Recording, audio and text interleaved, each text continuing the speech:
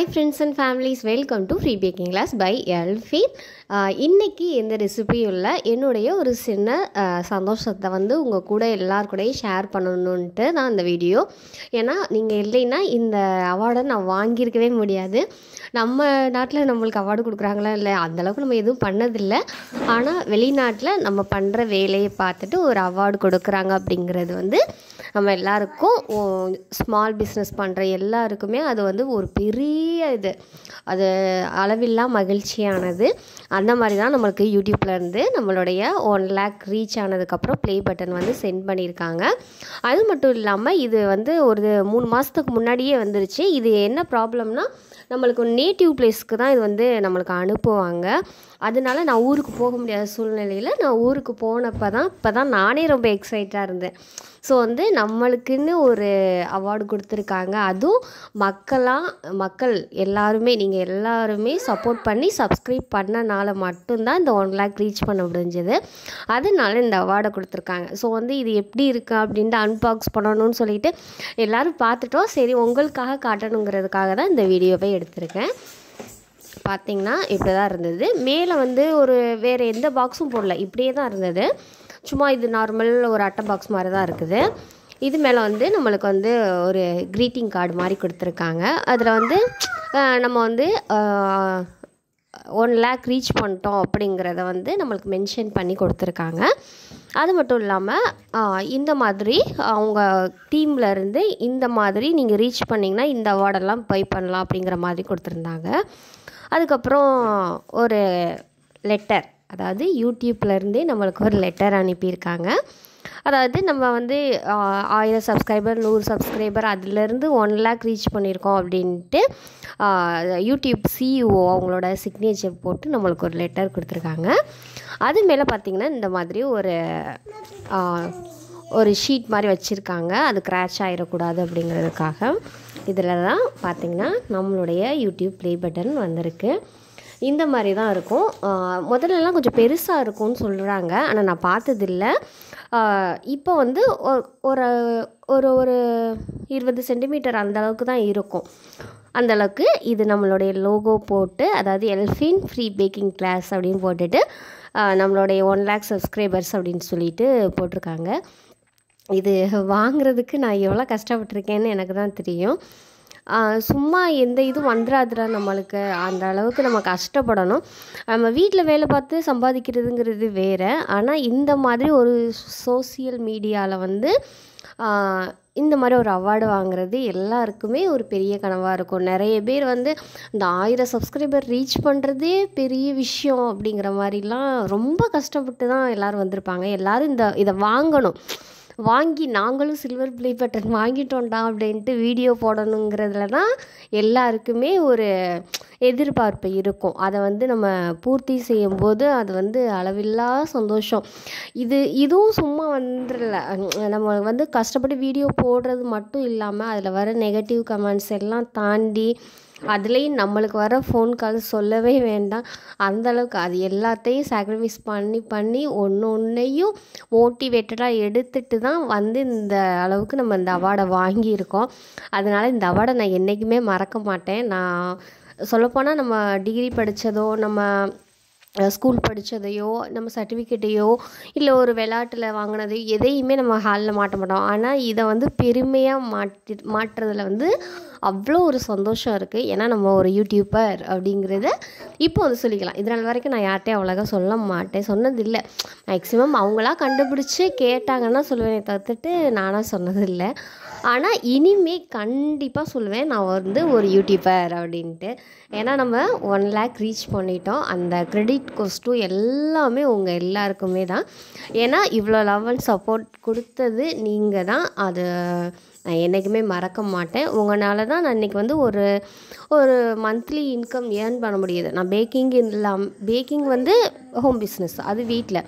அது இல்லாமல் யூடியூப்பில் ஒரு இன்கம் ஏர்ன் பண்ண முடியுதுன்னா அது எல்லாமே உங்களால் தான். ஸோ உங்கள் எல்லாருக்கும் தேங்க்ஸ் சொல்லணுங்கிறதுக்காக தான் இந்த வீடியோ. ரொம்ப நாள் வெயிட் பண்ணிகிட்டு இருந்தேன், இந்த வீடியோ போடணும்னு சொல்லிட்டு. ஸோ ரொம்ப ஹாப்பி, நான் ஹாப்பி, என் ஃபேமிலி ஹாப்பி. எங்கள் வீட்டில் எல்லோரும் எப்படி சொல்கிறது சொல்கிறது, நம்ம வீட்டில் ஒரு யூடியூபர் அப்படிங்கிற அளவுக்கு ஒரு பெருமை. அது நம்மளே சொல்லக்கூடாது, இருந்தாலும் அந்த பெருமைங்கிறது பெருமை தானே. ஒரு அங்கீகாரம், நம்மளுக்கான ஒரு சிறந்த அங்கீகாரம் வந்து யூடியூப் கொடுத்துருக்கு. இது வந்து அடித்தளம்தான். இதுக்கு மேலே கண்டிப்பாக நம்ம அந்த கோல்டு ப்ளே பட்டன் வந்து கண்டிப்பாக வாங்கணும். அதுக்கான முயற்சி என்னவோ அதை வந்து கண்டிப்பாக நான் செய்வேன். ஏன்னா நம்மளால் ரெகுலராக வீடியோஸ் அப்லோட் பண்ண முடியல, கொஞ்சம் வந்து பர்சனல் ஒர்க் இருக்கிறனால என்னால் அதை போட முடியல. இனிமேல் கண்டிப்பாக கிளாஸஸ் வந்து கண்டினியூஸாக இருக்கும். அது மட்டும் இல்லாமல் எப்படி பிஸ்னஸ் பண்ணி எப்படி ஒரு பர்ஃபெக்டான ஜேர்னியாக அதை கொண்டு போக முடியும், நம்மளுக்கு ஒரு சிறந்த இன்கம் வரணும், அதே நேரத்தில் நம்மளுக்கு வந்து லாஸ் ஆகிடக்கூடாது, அதே நேரத்தில் அதிக கஸ்டமர்ஸை வந்து நம்ம ரீச் பண்ணணும், அதுக்கான டிப்ஸ் எல்லாமே முடிஞ்ச அளவுக்கு இனி வரப்போகிற காலங்களில் நம்ம வீடியோஸில் அப்லோட் பண்ணுவோம். சொல்லப்போனால் இந்த அவார்டு நான் எப்படி பெருமைப்படுகிறதுனே தெரியல. நான் படித்த ஜேர்னி வந்து இது இல்லை. நான் இன்ட்ரெஸ்ட் ஆனது வந்து குக்கிங்னால் சமையல் சின்ன பிள்ளையிலேருந்தே சமைக்க ஆரம்பித்தேன். அப்படி சமைக்க ஆரம்பித்து அதில் உருவானது தான் இந்த கேக்கு. சும்மா அதுவும் ஜஸ்ட்டு ட்ரை பண்ணுவோன்ட்டு பண்ணது தான். பண்ணி அது ரீச் ஆகி அது ஒரு ஹோம் பேக்கிங் ஸ்டார்ட் பண்ண வச்சு, அதுலேருந்து ஒரு பிஸ்னஸ் ஸ்டார்ட் பண்ணி, அதுக்கப்புறம் அதிலே ஒரு யூடியூப் சேனல் ஆரம்பித்து வர்றதுங்கிறது இப்போ சொல்லும் போதே நான் யோசிக்கிற மாதிரி இருக்குது, நான் இவ்வளோ பண்ணியிருக்கேனா அப்படிங்கிற மாதிரி. அது உண்மை தான். அது ஆரம்பிக்கிறது மட்டும்தான் நம்மளுக்கு கஷ்டமே தவிர்த்துட்டு, ஆரம்பிச்சிட்டோன்னு வச்சுக்கோங்களேன் எல்லாமே சக்ஸஸாக இருக்கும். ஸோ வந்து ஆரம்பிக்கிறதுக்கு தயங்காதீங்க. லாஸ் தானே, நம்ம அதிக ப்ராஃபிட் போட்டு எதையும் பண்ண வேண்டாம். சும்மா ஒரு 10,000க்குள்ளே ஆரம்பிக்க பாருங்கள். ஏன்னா வந்தால் நம்மளுக்கு இன்கம், போனால் அது நம்மளோட பொருள் அப்படின்னு நினச்சிட்டு விட்டுறலாம். ஸோ வந்து ஆரம்பிக்காமல் இருக்கிறது தான் என்னை பொறுத்த வரைக்கும் தப்புன்னு நான் சொல்லுவேன். ஏன்னா ஆரம்பிச்சுட்டு நீங்கள் தோல்வி அடைஞ்சால் கூட நீங்கள் என்ன தப்பு பண்ணீங்கன்னு அந்த நொடியில் யோசிப்பீங்க. இந்த தப்பு பண்ணனால தான் நம்மளுக்கு வந்து ரீச் ஆகலை, இதை வந்து பண்ணக்கூடாது, அப்போ வேறு என்ன பெஸ்ட்டாக பண்ணலான்னு அதிலேருந்து கற்றுக்குவீங்களே தவிர்த்துட்டு நீங்கள் வந்து அதை வந்து ஸ்டாப் பண்ணிட மாட்டீங்க. ஏன்னா இந்த காலத்துலேயும் இந்த சூழ்நிலையிலையும் நம்ம வந்து கஷ்டப்பட்டோம், நம்ம வந்து அவமானப்படுறோம் அப்படின்னா மற்றவங்க முன்னாடி நம்ம அவமானப்படக்கூடாது, கஷ்டப்படக்கூடாது, எழுந்து நிற்கணும் அப்படின்னு நம்ம மனசாட்சி நம்மளை சொல்லிகிட்டே இருக்கும். அந்த மோட்டிவேஷன் தான் நம்மளை வந்து ஒரு பெஸ்ட்டான இடத்துக்கு கொண்டுட்டு போகும். அவன் முன்னாடி போய் நம்ம தோற்று நின்றுட்டோமே, அவன் முன்னாடி போய் நம்ம சாதிக்க முடியாமல் நின்றுட்டோமே அப்படிங்கிறது எண்ணம் வந்து நம்மளை இன்னும் வந்து பெஸ்ட்டான இடத்துக்கு ஒரு சக்ஸஸ்ஃபுல்லான ரீச்சுக்கு கொண்டுட்டு போகும். ஏன் அப்படி நான் சொல்கிறேன்னா, இப்போ ஒரு ஸ்கூல்லே எடுத்துக்கங்களே, நீங்கள் வந்து ஒரு காலேஜ்லேயோ ஒரு அரியர் வைக்காமல் நீங்கள் பாஸ் ஆகிட்டீங்கன்னா அதுவும் பாஸு தான். அதே நேரத்தில் நீங்கள் அரியர் வச்சுட்டு அதை வந்து கிளியர் பண்ணிவிட்டு அதுக்கப்புறம் வெளியில் வரீங்க, அப்போவும் நம்ம பாஸு தான். ஸோ வந்து எல்லோரும் கேட்டால் அரியர் வச்சு பாஸ் ஆனியா அப்படின்னு கேட்க மாட்டாங்க. காலேஜ் முடிச்சிட்டியாப்பா? முடிச்சிட்டேன், அப்படி தான் சொல்லுவோம். அப்போ அந்த அரியருங்கிறது நம்ம கல்வி தகுதியை மறுபடியும் மேம்படுத்துறதுக்காக தான். அதே மாதிரி தான் நம்ம தொழில்லையும் ஃபஸ்ட்டு தோல்வி அடைஞ்சிட்டோன்னு சொல்லிட்டு யாரும் எதையுமே கிவ் அப் பண்ணிடாதீங்க. அது மேலும் மேலும் முயற்சி பண்ணிகிட்டே இருங்க. நீங்கள் முடியாதுன்னு நினைக்கிற காரியத்தை இந்த உலகத்தில் யாரோ ஒருத்தவங்க செஞ்சுட்டு தான் இருக்காங்க. ஸோ வந்து முடியாதுன்னு மட்டும் நினைக்காதீங்க.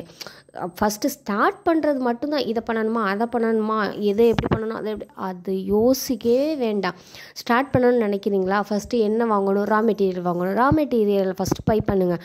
பை பண்ணிட்டீங்கன்னா அதுக்கப்புறம் ஆட்டோமேட்டிக்காக எந்த ஒரு பிஸ்னஸ், நான் பேக்கிங்னு சொல்லலை, இதுவே ஒரு தையல் கலையாக இருக்கட்டும், அப்படி இல்லைன்னா ஃபேஷன் டிசைனாக இருக்கட்டும், இல்லை குக்கிங்காக இருக்கட்டும், இல்லை ஹோட்டலாக இருக்கட்டும், ரெஸ்டாரண்ட்டாக இருக்கட்டும், எந்த தொழிலாக இருந்தாலுமே சரி, ஒரு சின்ன கடை வைக்கிறதா இருந்தாலும், ரோட்டு கடையில் ஒரு தள்ளு வண்டி கடை போடுறதா இருந்தாலும் ஃபஸ்ட்டு ஸ்டார்ட் பண்ணுங்கள். முயற்சி பண்ணி தோக்குறதுங்கிறது யாரையும் அவ்வளோ சீக்கிரம் அந்த முயற்சி தோக்க விட்டுறாது. ஸோ வந்து கண்டிப்பாக எல்லோரும் எல்லா விதத்துலேயும் பெஸ்ட்டாக இருக்கணும் அப்படிங்கிறதுக்காக நம்ம முயற்சி பண்ணணும். ஸோ முயற்சி பண்ணாமல் எனக்கு அது வரல இது வரல நான் வீட்டில் சும்மா தான் இருக்கேன் அப்படின்னு சொல்லிட்டு முடங்கி கிடந்துடாதீங்க. அது மட்டும் இல்லாமல் நம்ம சொல்லுவோம் பார்த்திங்களா, எனக்கு வந்து குழந்தைங்க இருக்குது, எனக்கு வயசான மாமனார் மாமியார் இருக்காங்க, அம்மா அப்பா இருக்காங்க, நான் அவங்கள பார்த்துட்டு எப்படி பார்க்குறது அப்படின்னு சொல்லிட்டு. இதுவே உங்களுக்கு நான் ஒரு எக்ஸாம்பிளுக்கு சொல்கிறேன், ஒரு கவர்மெண்ட் வேலை கிடச்சிருச்சு, அதே நேரத்தில் கை குழந்தையும் இருக்குது. அந்த கை குழந்தைய வச்சுட்டு நீங்கள் கவர்மெண்ட் ஜாப் போவீங்களா, இல்லை எனக்கு கவர்மெண்ட் ஜாப் வேணான்னு சொல்லுவீங்களா? கண்டிப்பாக எப்பாடுபட்டாவது அந்த கவர்மெண்ட் ஜாபுக்கு நம்ம போவோம். அப்போ அந்த கவர்மெண்ட் ஜாப்புக்கு உள்ள இம்பார்ட்டண்ட்டை ஏன் நீங்கள் சுயதொழில் காட்டுறதில்ல இருக்கிறதில்ல? கண்டிப்பாக அந்த முயற்சியை நீங்கள் இதில் போட்டிங்கன்னா இன்னும் சக்ஸஸ் ஆவீங்க. ஒரு விஷயத்தை பிடிக்கல, அது செய்யக்கூடாதுன்னு நினச்சோன்னா நம்மளுக்கு 1000 காரணம் தோணும்ல. அதே மாதிரி தான் நம்ம செய்ய வேணான்னு நினைக்கிறத, குழந்தைங்க இருக்குது, வீட்டில் ஹஸ்பண்டை பார்க்கணும், அதை பார்க்கணும், இதை பார்க்கணும் அப்படின்னு சொல்லிட்டு நம்ம ஸ்கிப் பண்ணுவோம். ஸோ இதை கவர்மெண்ட் ஜாப்பு இல்லை, ஆனால் கவர்மெண்ட் ஜாப்பில் வரக்கூடிய ஊதியத்தையே குறைஞ்சது ஒரு பாதி அளவாவது நம்ம பண்ணுற பிஸ்னஸ்லேருந்து எடுக்க முடியும். அது போக போக இன்னும் பெருசாக உங்களுக்கு கண்டிப்பாக அது ஒரு சக்ஸஸ்ஃபுல்லான ரீச்சை கொடுக்கும், ஒரு சந்தோஷமான லைஃபையும் கொடுக்கும், ஒரு தன்னம்பிக்கை வரும். அதுதான் நம்மளுக்கு பெஸ்ட்டு. நாங்கிற கான்ஃபிடென்ட் வரணும். கான்ஃபிடென்ட் இருந்துச்சுன்னு வச்சுக்கோங்களேன், உங்களை யாருனாலையும் தோக்கடிக்க முடியாது, யாருனாலையும் டீமோட்டிவேட் பண்ண முடியாது, உங்களை பார்த்து சிரிக்க முடியாது, உங்களை பார்த்து இலக்காரமாக நினைக்க முடியாது. ஆனால் எதையுமே பண்ணாமல் இருந்தீங்கன்னா அப்படி தான் இருப்பாங்க. ஸோ குனிஞ்சிக்கிட்டே இருந்தோம்னா கொட்ட தான் செய்வாங்க, நிமிர்ந்து நில்லுங்களே அண்ணாந்து பார்த்துட்டு போவாங்க. அதுதான் என்னை பொறுத்த வரைக்கும். பெண்ணால் எதுவும் முடியாது, இல்லை எனக்கு இந்த மாதிரி ரீசன்ஸ் இருக்கா அதனால என்னால் முடியாது அப்படின்னு மட்டும் கிவ் அப் பண்ணாதீங்க. ஸோ கிவ் அப்புங்கிறது இருக்கக்கூடாது, போயிட்டே இருங்க. அது போகிறது சறுக்குச்சுன்னா மறுபடியும் பாடம், அது என்ன ரீசன் இருக்குன்னு சொல்லிட்டு அதை பார்த்துட்டு அதை தள்ளிட்டு அதுக்கப்புறம் ஏறுங்களே, சக்ஸஸ்ங்கிறது பக்கத்தில் இருக்கும். ஸோ எல்லாருக்குமே ரொம்ப தேங்க்ஸ். நான் இதை எப்படி ரீச் பண்ணேங்கிறது என் ஹஸ்பண்டுக்கும் என் குழந்தைங்களுக்கு தான் தெரியும். ஏன்னா நான் ஸ்ட்ரகிள் ஆனதை விட அவங்க ஸ்ட்ரகிள் ஆனது தான் ரொம்ப. ஏன்னா ஏன் சொல்கிறேன் அப்படின்னா, இந்த ஃபோன் கால்ஸ் மட்டும்தான். அதை நான் எவ்வளோ சொல்லியும் கேட்க மாட்டேங்கிறாங்க. இனி என்ன பண்ணுறது எனக்கு தெரில. அந்தளவுக்கு சாக்ரிஃபைஸ் பண்ணி ஒவ்வொரு டைம் வீடியோஸ் போடும்போது ஆடியோ ரெக்கார்ட் பண்ணுறதுக்கு நான் அவ்வளோ கஷ்டப்படுவேன். பேக்கிங் பண்ணுறதுக்கு நான் கஷ்டமே பட மாட்டேன். ஏன்னா அது என்னுடைய ஒரு பியூட்டிஃபுல்லான ஒரு லவ். அது எனக்கு பிடிக்கும், ரொம்ப பிடிக்கும். ஸோ அதை பற்றி நான் கவலையே பட மாட்டேன். என் டைமில் கூட கேக் பண்ணி எல்லாம் பண்ணிடுவேன். ஆனால் இந்த ஆடியோ ரெக்கார்ட் பண்ணுறதுக்கு தான் நான் ரொம்ப கஷ்டப்படுவேன். அதெல்லாம் எனக்கு ஏற்படுத்தி கொடுத்தது என் கணவர் மட்டும்தான். என் கணவர் இல்லைன்னா நான் இந்த இடத்துக்கு வந்திருக்கவே முடியாது. இந்த அவார்டை நான் கையில் வாங்குறேன்னா அதுக்கு காரணம் அவர் தான். அவருக்கு நான் ரொம்ப தேங்க்ஸ் சொல்கிறேன். ஏன்னா ஒரு கல்யாணம் ஆனதுக்கப்புறம் குடும்பம், குழந்தை, குட்டி, மாமனார் மாமியார் அப்படி தான் இருக்கணும், வெளி உலகம்லாம் இதனால் வரைக்கும் அவர் அப்படி என்னிட்ட சொன்னதே இல்லை. ஏன்னா என்னை அந்தளவுக்கு மோட்டிவேட் பண்ணுறதும் அவர் தான், எனக்கு இந்த அளவுக்கு சப்போர்ட் பண்ணுறதும் அவர் தான். நான் சக்ஸஸாக இருந்தாலும் அந்த சந்தோஷம் கிரெடிட் டு அவருக்கு மட்டும்தான். அந்த அவார்டும் அவருக்கு தான் நான் ப்ரெசன்ட் பண்ணுறேன். ஸோ அவர் இல்லைன்னா நான் இல்லை. அதனால் உங்கள் வீட்டில் ஹஸ்பண்ட் தான் அப்படி பண்ணணும் அப்படின்லாம் இல்லை. உங்கள் அம்மா பண்ணலாம், உங்கள் தம்பிங்க பண்ணலாம், உங்கள் அக்கா பண்ணலாம், தங்கச்சி பண்ணலாம், யாராவது ஏன் ஒரு உயிர் ஃப்ரெண்டு கூட உங்களுக்கு இந்த மாதிரி ஒரு சப்போர்ட்டிவாக இருப்பாங்க. அப்படி யாரும் இல்லைன்னா வருத்தப்படாதீங்க. உங்கள் குழந்தைங்க இருப்பாங்க, உங்கள் குழந்தைங்கள்ட்ட கேளுங்க, உங்களுக்கான பாசிட்டிவான ஒரு ரிசல்ட் உங்கள் குழந்தைங்க கொடுப்பாங்க. ஸோ எல்லோரும் இந்த மாதிரி ஒரு பிஸ்னஸ் ஸ்டார்ட் பண்ணி, இந்த மாதிரின்னு இல்லை, பேக்கிங்னு இல்லை, உங்களுக்கு எது பிடிக்குதோ அதை ஸ்டார்ட் பண்ணி ஒரு சக்ஸஸான லைஃப்பை கொண்டு வருவீங்கன்னு நம்புகிறேன். உங்கள் எல்லாருக்கும் ரொம்பவே நன்றி. Thank you for all.